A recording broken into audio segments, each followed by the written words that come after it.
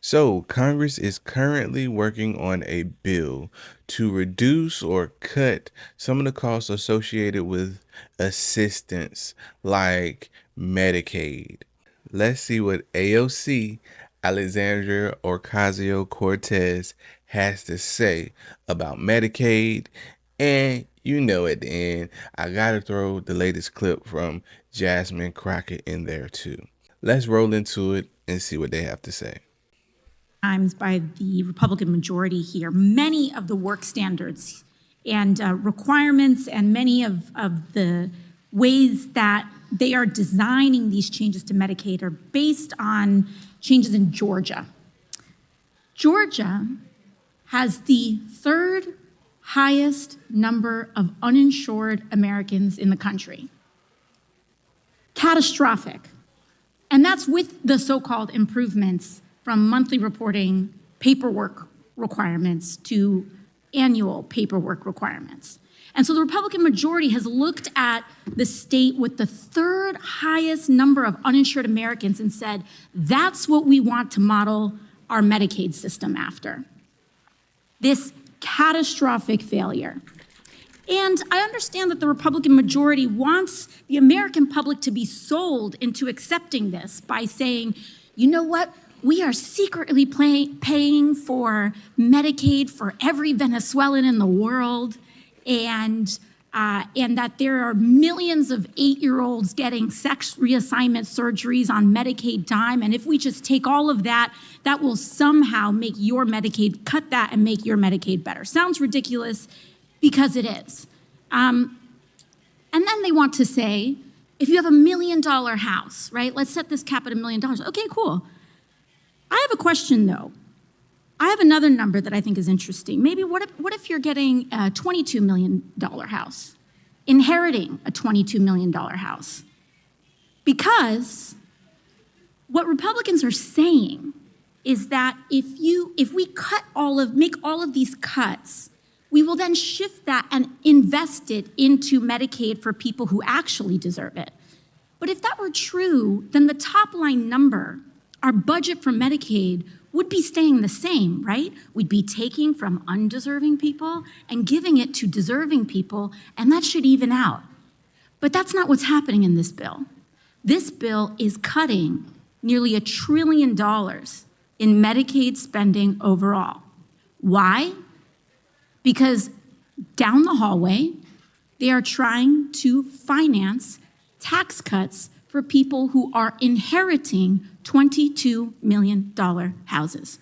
Because in 2017, Republicans and the Trump administration tried to increase the exemption of what you get a tax break on. If you used to inherit an $11 million house, you would get no taxes. You had no taxes on that, in that estate tax.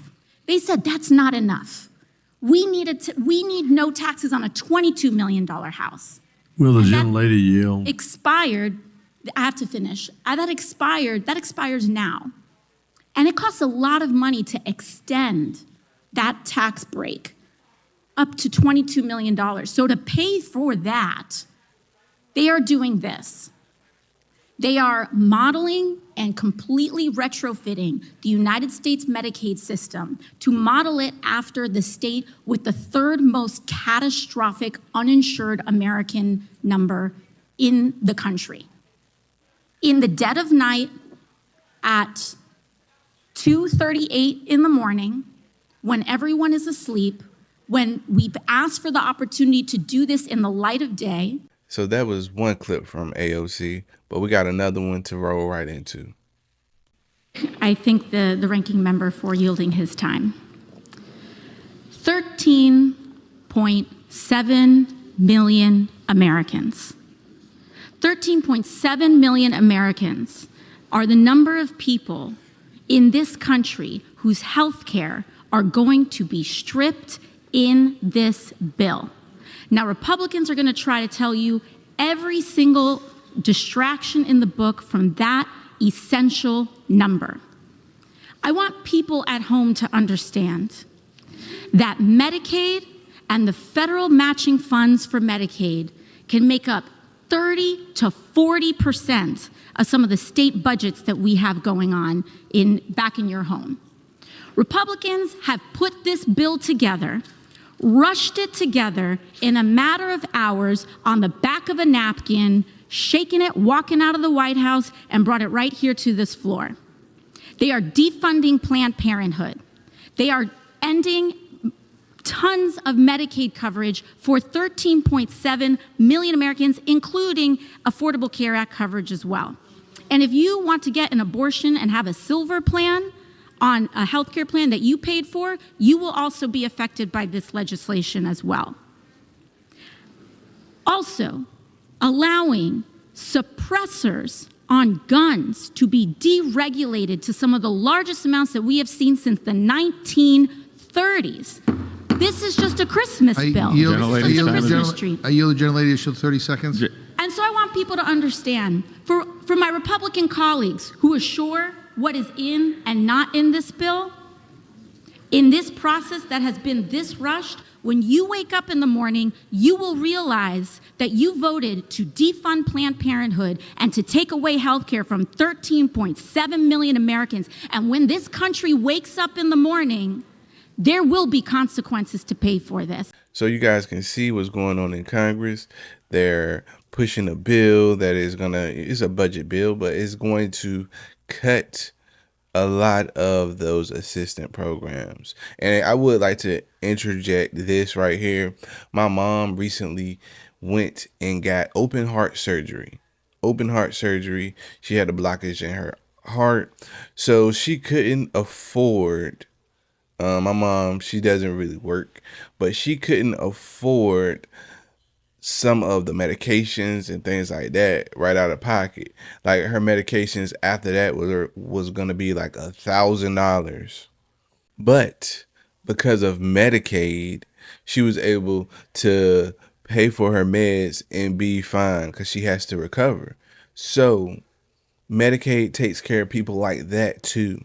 So when you cut it, some people just won't be able to pay for their meds. That's just an example that I saw in real time recently. And of course, we got to finish it off with Jasmine Crockett. She wants to talk about someone from her district that these cuts are affecting. Thank you so much. Mr. Speaker, I rise today for a 28-year-old single mother of 5 in my district. She's doing everything right, working hard, raising her babies, and trying to keep them fed and healthy. She was receiving $1,000 a month in SNAP benefits. Then one day it was suddenly cut to $500. So she picked up more hours because that's what moms do. You know, in this bill, they talk about people being lazy. And so I just want to say that the only thing that is lazy about this bill is their lies. Because when we think about their lies, they are lying as relates to those that are going to be subjected to the work requirements. There's lies about cutting almost 14 million people off their health care. And frankly, they lie about this being fiscally responsible because you don't have to believe me. Just Google members of the Freedom Caucus and their objections, because they hate the fact that after all of this, we are going to have death, malnutrition, and shuttering of hospitals both in rural and urban America, yet still they are going to drive us into further debt. So when we talk about cutting SNAP, she was only going to get $15 a day or $2.50 per person. Listen, we need to make sure that we don't choose cruelty over competency, callousness over compassion, cons over constituents. Tell Republicans where they can cram this crap. You guys know Jasmine Crockett was going to bring it home with that. So, again, let me know your thoughts on Medicaid and SNAP. I know it's a touchy topic. I know a lot of people don't think like they should be paying for others to get health care when, you know, they sometimes can barely afford their own. The middle class is really where you hear this from, which I agree sometimes. I said in one of my other videos, because of some of these assistant programs, I have to pay for my 2 kids to go to daycare, while someone else that has 3 and 4 kids, low income, can go to the same daycare I'm going to, but they don't have to pay. So, yeah, I can understand some of these cuts. But at the same time, as I said with my mother, oftentimes some people really need it and you might not know the situation. But let me know your thoughts in the comments. We could talk about this all day. I could go back and forth on either side all day. But let me know your thoughts. And like always, I'll see you in the next one. Peace.